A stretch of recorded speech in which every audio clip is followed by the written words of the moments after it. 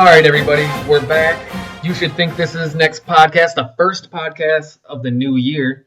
Happy 2014, everybody. I hope you had a good holiday. I know I did. I got out of Atlanta. I made it back to Michigan for a little bit, saw some friends and family.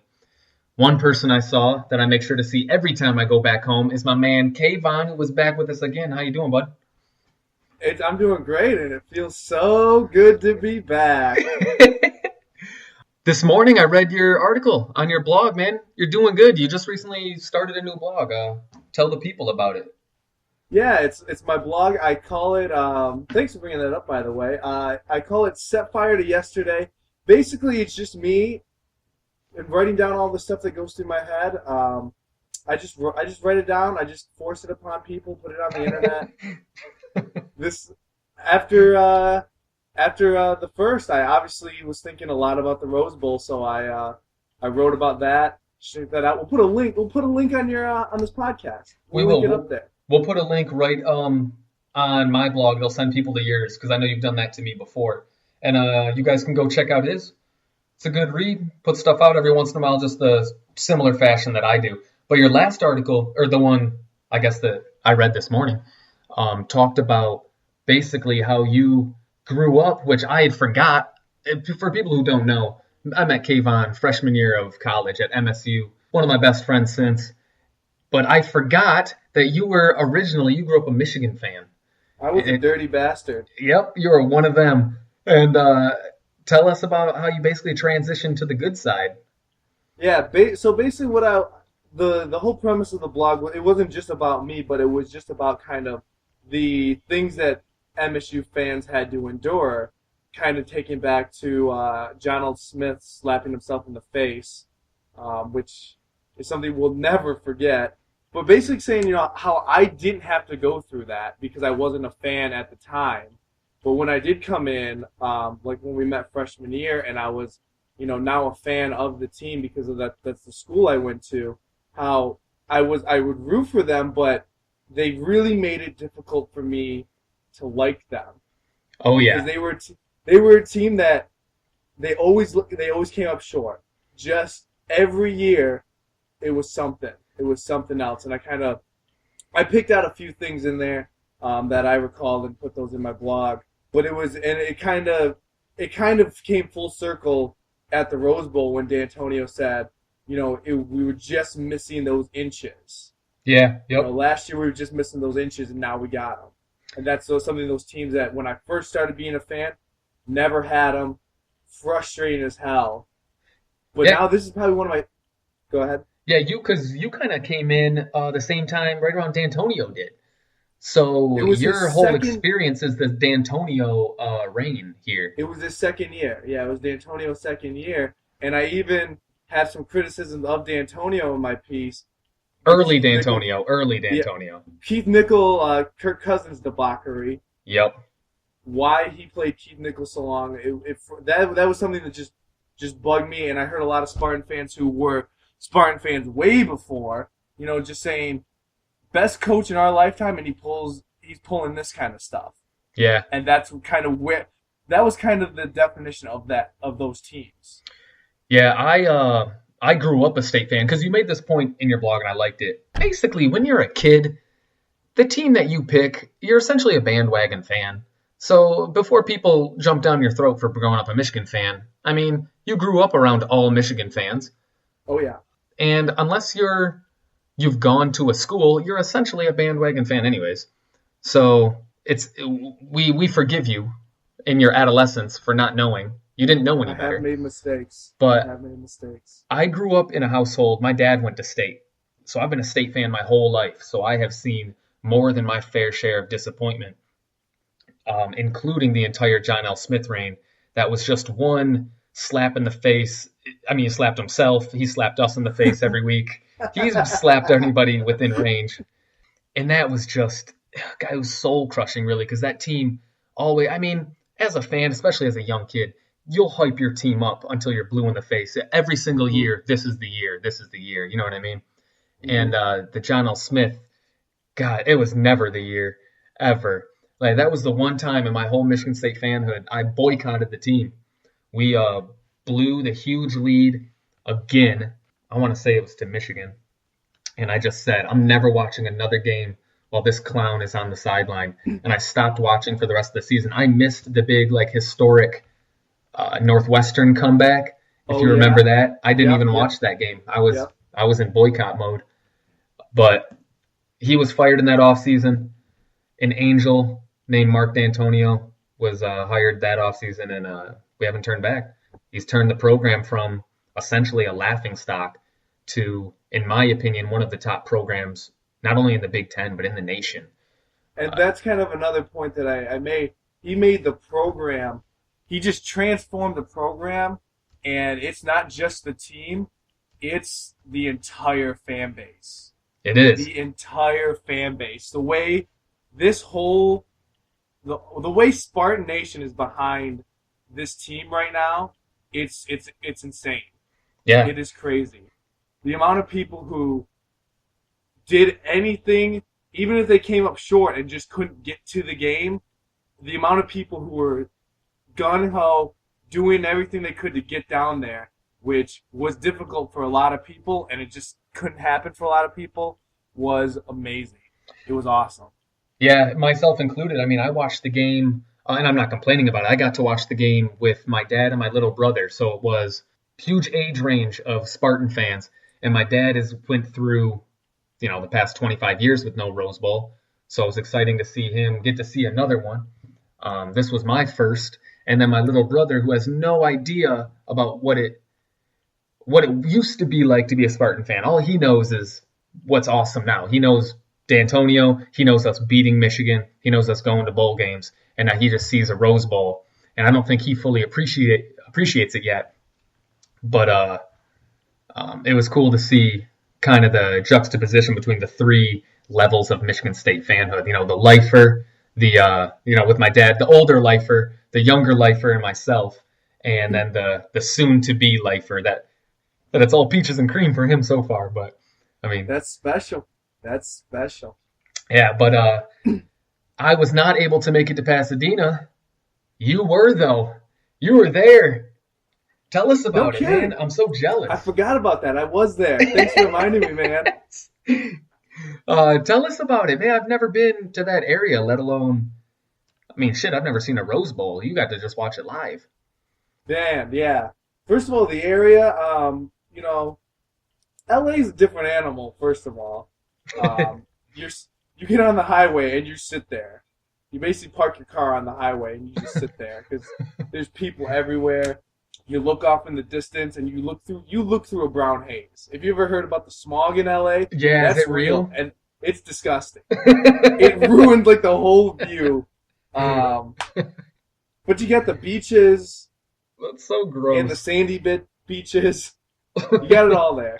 And the weather's awesome. So the whole city is great. The experience with the Rose Bowl was even better. New Year's Eve, we were down there. We went out to Venice Beach.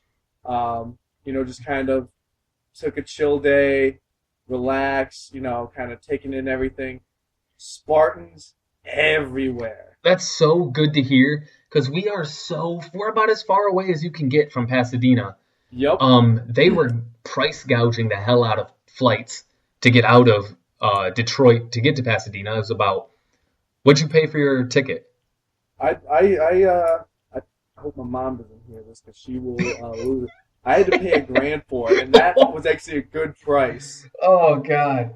And the only reason I did it was because I have a buddy that lives there. So I did not have to pay for transportation, hotel, anything like that. I probably spent, as far as just when I was there, I didn't spend $200.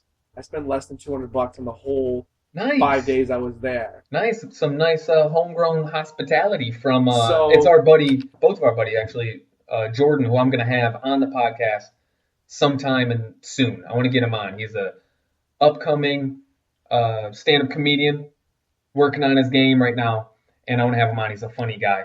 You guys will see. The people will hear soon. Dude, I will listen to I will listen to that podcast. Oh yeah. I didn't even listen to the ones that I come on. But a lot of Spartans down there. That's awesome to hear. A lot of how are Stanford fans? I think it's hard to judge. They're probably so smart that you probably don't even understand half the words that they say. Well, the one thing about Stanford fans that pissed me off, and the aforementioned Jordan we were just talking about, we were walking around and we're like, man, there's a lot of cute Stanford girls here. They're smarter than me and they look good. Now I'm really intimidated by you guys. But no, who's gonna root for Stanford unless you went to Stanford? Right. It's like Northwestern. It's like the best jobs in America aren't good enough for you. Now you have to take our football from us. Exactly. That's exactly it. No, but I mean, what have they been there like 3 years in a row now? I know they've been to 3 BCS bowl games. I Yeah, don't know if they were all Rose maybe Bowl. two out of the last 3 to the Rose Bowl. So I don't think there was a huge sense of urgency for them to go. But they were, with the limited amount of Stanford people I saw like around the city the day before and the day after, they showed up to the game with, I guess, as much as they could. I think there was about 60,000, if not more, Spartan fans of the 95,000 that were at the game. That's awesome. Yeah, it was great. But no, they when at the actual game at the Rose Bowl, there was they did show up. I was almost expecting like just one section of Stanford fans with the amount I was seeing around town. But no, they showed up. So yeah, I think it's just a small fan base, but props to them. They're a good team. Yeah. What about the whole getting into the game, being in the stadium? That was pretty cool. If for anyone who's ever been to a Rose Bowl, it's very, very weird because like there's this city of Pasadena, downtown Pasadena is like 2 miles from the stadium. So we parked downtown to watch the parade in the morning. We had to walk 2 miles to get to the stadium, and you walk through like residential neighborhood areas, and you're kind of going into like a valley. The other thing about LA is hills. They're not really mountains, but there's very, very pronounced hills, and they blur the lines between hills and mountains out there. They're basically just smog trapping hills. Yeah, that's kind of the way to put it. So you kind of go into like this valley, and all around as you're walking in, you see the Rose Bowl on the front of the stadium, and you see like these hills all just surrounding it, and all these humongous houses and whatnot. And there's almost like no pavement or concrete. It's like you're at a fairground. You're at a county fairground, and there's a football field in the middle of it, just in the way. And there's a golf course like on the other side. Like a lot of people who are parking to tailgate and stuff, they're parking on the golf course. It's like right there. So it's kind of a different feeling. Everything's outside too. Once you get into the gates, there's no like overhang or anything like that. All the concessions, all of the bathrooms, they're like outside, and then you go through your tunnel and you're in the stadium, and that's it. Oh, that's pretty cool though. That sounds almost like how like high school stadiums are, how everything's outside, except on just a gigantic scale. That's kind of how the field had, like, you know, like I said, like no huge parking lot, kind of like you're at a county fairground, and it's different, and it's kind of refreshing to see something like that, especially having seen games at Spartan Stadium. It's completely different, but it's just pretty cool and almost a little surreal because you do feel like you do get that little kid feeling a little bit, like you said, you know, kind of like a high school setting, kind of like backyard, you know, feeling you get, and it's pretty cool. That's awesome. What about when the game started, like the actual football game I'm talking now?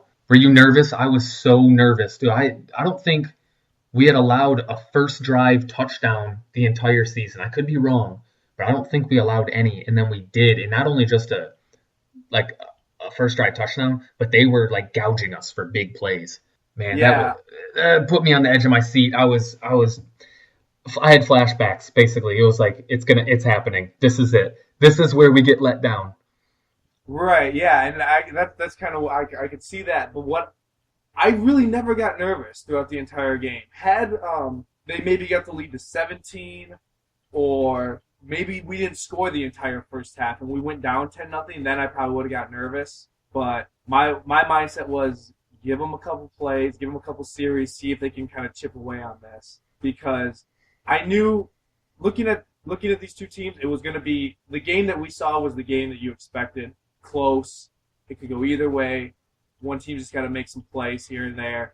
Yeah, it was a football game as opposed to a just Arsenal air it out 45-50 SEC Big 12 bowl game. It's an actual team where two sides of the football showed up. There was actually defenses out there. Exactly. And that's the type of game I love. Those type of games. I hate the video game gouges out huge numbers. I'm not a big fan of them either because it just I don't know, it just looks phony to me because you look at it, it's like, are these guys good? Are they really fast? Like I'm watching SEC players and I'm like, are these guys really fast or is there just no defense and it's easy to run when nobody's tackling you, sort of thing? It's like, are these guys really shifty or are these defenses really shitty? It was cool because before the game, you probably didn't get to see it because you were there, but watching like the college game day. Yeah, that sucked. Shut up. The college game day, Desmond Howard, who's a Michigan guy, of course picked Stanford to win. And he was like, oh, their wide receiver, Montgomery, there's nobody in the Big Ten that has talent like him. Michigan State's never seen a player like this before. And he was supposed to be this fast, untouchable guy. Dude, the Spartans locked him up for the whole game. Then he got hurt. The guy was a complete non-factor. And he didn't, even when he had the ball, he didn't look good. It was like these like freak athletes, these like damn near track stars playing football, don't hold up in a game like this. I'm actually glad I didn't hear that because my favorite part of this team is those corners because those are I don't think I've ever seen corners like that in college football. No. That hit you. They hit you, man. They hit so hard and they don't even slow up. Like they come at you full blast and they don't slow up and try to wrap you up. They just try to blast right through you. And they go right through you. But no, I actually do agree with Desmond, and I told this to a buddy as the game was during like the first quarter or so when Montgomery made a play or two. I was like, he's probably the best receiver we have seen. Yeah. All year. Yeah. And so that in that sense, yeah, but he wasn't paying attention to those corners, man. No. He hasn't been paying attention, and that's obvious. A lot of people weren't paying attention. But man, and it was really showed, especially the Big Ten championship game. And that game, I was very, very nervous for. And so I think that game calmed me a lot more for this one. But just seeing because Ohio State ran a lot of those bubble screens, and we ate them up every single time because Denard, Waynes, Drummond, Lewis, they're on the ball so quick. And Stanford, I remember it, Stanford only tried to run one of them, got blown up right away. Yeah, and they didn't try it again. It's because they just put our corners on an island out there, and it allows our safeties to just get up into the run game so easily, or into the screen game, or anything close to the line of scrimmage. They can get to the line of scrimmage really quickly, and they don't need to worry too much about our cornerbacks getting burned because they're so good. And they don't miss tackles. And they don't. I don't know how many people out there are big UFC fans, but I feel you could put any quarterback out there except for ours into a 130-pound women's fight, and they get their ass kicked. Ronda Rousey would rip some arms off of these so-called athletes. Yeah, they would not be coming back. An armbar first round. But yeah, overall, just a fantastic game. We obviously made the comeback. Right before the half, though, was another one of those moments. It probably didn't look like, I had the luxury of a million angles and instant replay and whatnot, but that interception from Connor Cook was really bad. On the screen pass, he basically just dropped back and threw up like a 10-foot jump ball to no guy, just to one guy on Stanford. And he returned it with ease, and that made me very nervous, except Connor Cook is so dang resilient. The dude never gets down on himself. He's so confident, and he came back so strongly on the next drive, and he just drove us down the field. I'm saying less than 2 minutes, maybe less than 3 minutes, but a quick drive, just bang, bang, bang. There was about 2 minutes left once they scored that, and we had the ball. And it was like no interception had occurred, let alone one of the dumbest decisions he's made all season, probably the single worst decision, and he just brushed it off like it was nothing. Like, we got this, guys. Let's go down there and get this touchdown. My bad. And he did. It was great. It's really, really weird because I felt really comfortable with Connor Cook, the guy who could barely throw a pass at the beginning of the year. The game plans they run for him are very good. They run the ball enough, and then they don't ask him to do too much. And the receivers are getting open, so he just has to make the throws. He doesn't make great throws. He doesn't make these unbelievable throws that you're like, holy cow, that's amazing. He makes the throws he has to. Yeah, it's not like he's hitting a 20-yard out, a 15-yard out and putting it right on the sideline. But the guy can buy time, and he hits open receivers, and he very rarely makes mistakes. I know he had the terrible interception that we talked about. He also had 2 more that were blatantly dropped by Stanford. Yep. But other than that, he played his usual game where he's just consistent and he's confident and he doesn't get negative plays very often. And he hits guys when they're open and he gets first downs, man. He's a confident player. I'm really excited. And the thing is, he's only a sophomore, too. I'm really excited to see him progress next year. And we'll need him next year. We're losing some guys. Not as much on offense, but we're losing some guys. I want to see him step up a little more and progress a little bit past being a game manager and a little bit more towards a game winner. Yep. But that second half, we went into lockdown mode, put the clamps on Stanford. Love seeing that. Love seeing that defense. It was all year, that defense. I'd never seen a defense like it. And you never hear about defenses like that. Everyone's so big on, look at Florida State's offense and look at Auburn's offense, yada, yada. But our defense is just as, if not more impressive than those units. I think more impressive. Oh, they're. I shouted this multiple times during the game after a defensive play. They're animals. They're animals. And people would turn around and look at me like I was a rabid animal because I was just going nuts. I was having a blast watching that defense, and they're just crazy. They're nuts. Dude, I do that same thing when I'm watching. They give you no room to breathe. They do not let you breathe. And they're fearless, top to bottom, with how hard they attack runners. Like, they don't want you to get to the line of scrimmage. I feel like they're disappointed when you get to the line of scrimmage untouched. Oh, yeah. That's unacceptable on this team. But we pulled it off, got that fantastic win. First Rose Bowl in our lifetimes. Biggest win in the program's, the last 25 years since the last Rose Bowl. Huge win for the program. And I'm really hoping not only we get this huge win, but we get a huge win on national television, New Year's Day. A lot of people are watching. Maybe we can parlay this into some better recruiting. Not that our recruiting's bad. Tony said that a lot. I don't know if you listened to him after the game, but he said that a lot. He brought up recruiting a lot, how this is going to help us, and the recruits that this will help us bring in. And he was really, really excited about that. Talked about it a lot, so that's a I'm really excited about that. One person he recruited, he just straight up recruited Rich Homie Quan right into the celebration. Oh. He's like, this is my main man, Rich Homie Quan. Rich Homie Quan literally put his arm around D'Antonio during one of the first interviews right after the game. RHQ got down there real quick. The best part about that is Rich Homie Quan wanted to be there probably more than we wanted him there. Dude, right? I almost got the feeling that he was like so hype, and then he got there and people were like, yeah, he's cool. But then it was he lingered. Rich Homie Quan just lingering around the team. Dude, but the locker room type of way, man, there's only one way to say it. I said it a million times this weekend. I kept asking people, how do you feel? And they tell me some BS answer, and then they ask me how I feel. I'm just like, I feel some type of way, man. That's all I can say is I feel some type of way right now. Dude, the celebration hype video in the locker room, dude, classic. You got intergenerational some type of way dancing. You got about 4 or 5 players jump in. President, what's her name? Luana Simon? Oh yeah, sweet Luana. Sweet Lou was in there. Some little kid, I'm not sure who he is. I don't know where that kid. That could be Rich Homie Quan's kid. His illegitimate kid. That could be. D'Antonio was in the background, just kind of sitting at the edge, just kind of vibing.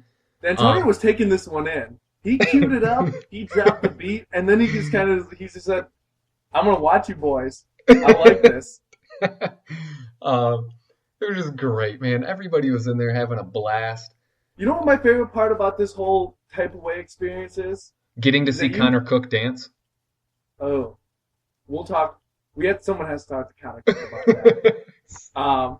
But no, it's just that if D'Antonio is sitting at his home, maybe his wife made a subpar roast or something like that, and he's a little angry. He probably goes in his den and puts on Type of Way. Just listens to Type of Way by himself. I would love to see D'Antonio just riding down the street and you just see some tinted out Escalade and then the windows roll down and it's D'Antonio with some Type of Way blaring and he doesn't smile and then they just roll right back up and he takes off. That's my ideal Mark D'Antonio. But season's over.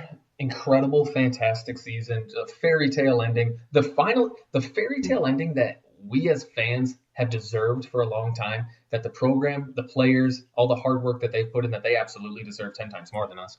But kind of the fairy tale ending that everybody deserves, and we got it this year. So.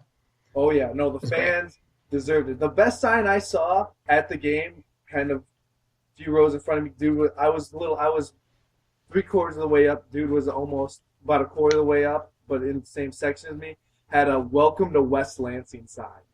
That's classic. Summed it up, basically. Classic. It was Spartans everywhere. After the game in downtown Pasadena, everywhere you went, it was like you were at Conrad's at 2 in the morning. It was all Spartan fans. It was green and white everywhere. I kid you not, there was like no other person in that city. They just cleared out. Packed. Every place was packed. That's awesome, and that's I guess the BCS is gone now, so I don't really know how much weight this holds. But I know teams whose fans travel tend to get a little more of the benefit of the doubt when it comes to being picked for bowl games. Mm-hmm. And Michigan State had a reputation as a school that fans didn't quite travel. That's why Michigan jumped us to get the Sugar Bowl a couple years ago. But it's nice to see our fans travel. Maybe that'll help us kind of just get an edge. To be fair, our fans didn't travel to crappy bowl games. Yeah, because we're always getting put in those BS bowl games that we didn't deserve to be in. That one time. I'm gonna go see the Capital One Bowl in my dreams. No one's ever said that. I wasn't 9 years old dreaming of a Capital One Bowl victory. Dude, I remember I was on the school bus with a Walkman, and all I could say was, I can't wait to go to the Buffalo Wild Wings Bowl one day. It's exciting to see us have that good finish all our fans got out there. With the Alabama loss, where do you think we finish? You think we're a lock for 2? I don't see how not. I don't see how not either. And it blows my mind. Absolutely blows my mind that we're going to finish the season as number 2 in the nation. Yeah. I don't think that has sunk in with me yet. We've never had that happen in football. And I can't, barring some miracle, I think that's what's going to happen. Because, obviously the winner of the championship game is going to finish 1. But I think the loser drops to 3 or 4. Alabama's obviously going to drop. Who beat Alabama? Oklahoma. I think they were 11th, weren't they? Yeah, they're 11th. They're not going to jump. But if you look at it, look at the BCS and look at the bowl games. 1 or 2 is going to lose. Number 1 or number 2 is going to lose. Right. Number 3 lost. Number 5 lost, and Baylor was number 6. They lost. Yep, we're 2. I'm so 2. excited. We have to be 2. Oh, I'm so happy. It'd be a slap in the face just to give us Alabama spot. I mean, barring that the national championship game is one of the greatest football games ever played and should have come out a draw, then we're going to be 2. I don't think that would even – I think if Auburn loses again, they're not going to be number 2, period. They squeaked out – they had 2 miracle plays to even make it to the championship game. They probably shouldn't have beat Georgia. They probably shouldn't have beat Alabama. I guess that game still could have gone to overtime, but that was a miracle play, a once-in-a-generation play. I don't see that team staying at 2 if they lose. So it'd have to be not only a miracle game, like you said, like a incredible football game for the ages, but Florida or Auburn would have to win it, and Florida State would have to fall to 2. I agree with what you're saying, but we're talking about the SEC and the BCS, so we got to come back to reality here and know that anything is possible. Man, I'm so happy to see SEC teams losing in these bowl games. Yeah. Alabama went down. Georgia lost to Nebraska. Georgia was crappy all year, though. Yeah. Iowa didn't. Iowa played a really good game against LSU. Yeah, someone told me that. I haven't looked into that game yet, but I was like, holy crap, Iowa almost beat LSU? Yeah, Missouri lost, like you said. I'm blanking. Who'd Missouri lose to? Mizzou, who did Mizzou play? They didn't play I'm blanking, I but don't know. they went down, and the SEC was far from dominant, and it was just exciting to see. Because living in Atlanta, where nobody can agree on what teams they like, the only thing they agree on is that SEC rules. They literally walk around and yell SEC rules like the O'Doyle family from Billy Madison. And I can't stand SEC rules! it. I can't take it any longer. And I just needed to see them lose. This was the year they were finally driving down the road and slipped on that banana peel and went over the cliff. Still saying SEC rules, though. Dude, all the way down. Anything? I'm trying to check this Missouri loss here. Because for some reason I'm doubting that they lost. I think the one thing I've always thought about the SEC is the top few teams, Alabama, LSU, or whatever they kind of rotate into who's good that year, are very good to dominant. But the bottom is garbage. It's like any other conference. Yeah, it's just like it's just like any other conference. They get so much hype because they play the other teams. Oh, dude, Okie State and Missouri are playing right now. And it's tied in the fourth. They're going to lose. Forget Missouri. Just pretend like they lost. Pretend like they already lost. It's tough to beat a coach when he knows that he's a man because he turned 40 years old, too. So I got OK State in this one. I like a man that knows his age and isn't afraid to shout it. But I think that kind of... Anything else you want to add? How about it's a new year? You got any New Year's resolutions? New Year's resolutions? Man, kind of... you know what? I don't. Nothing? I don't have a New Year's... I got one. Maybe I'll steal yours, or maybe I'll come up with one after you go. You think of one. I'll talk about... mine's not that big. Obviously, we've been doing these podcasts. This is like the fourth or fifth one. If you listen to the first one, real choppy, we've gotten a lot better since then. And I want to keep that going. I want to keep these podcasts going. A lot of people that listen to them that I get to talk to enjoy them. So I'm hoping to put out more of them, get even better at them, put out some good articles for the people. Get the people what? We can't say that. That's trademarked. That's But one thing I want to do... Jalen Rose is not coming after me. That's a good point. He's got bigger fish to fry. Hoping to do better podcasts for you folks. And other than that, all my other goals are all personal, and I'm not telling you people about my personal life. So quit asking. Ooh, inbox him. And I'll tell you. He's not going over the air with us, though. Get intimate with him. He'll let you inside. I've seen the inside. It's nice and cuddly. You'll want to get in there. I hope your inbox gets flooded with, hey there, Chris. What can you tell me about what you're thinking? Tell me about your resolution. And it's just something lame like to go to the gym more. That actually is one of them. I need to get my lazy ass back in the gym. But like everybody else. Exactly. Wait till March, wait till the second week of January, and then the gym will clear out. Yeah, right. We made that resolution. I'll come in with that second wind of people. There you go. Lead them to greatness. But I think that's it, man. I think we kicked off 2014 really well here, and I'm excited to see what this year brings. I will have you on sometime soon. Love doing this with you, bud, and I think that's it. Peace, brother. All right, man. I'll see ya.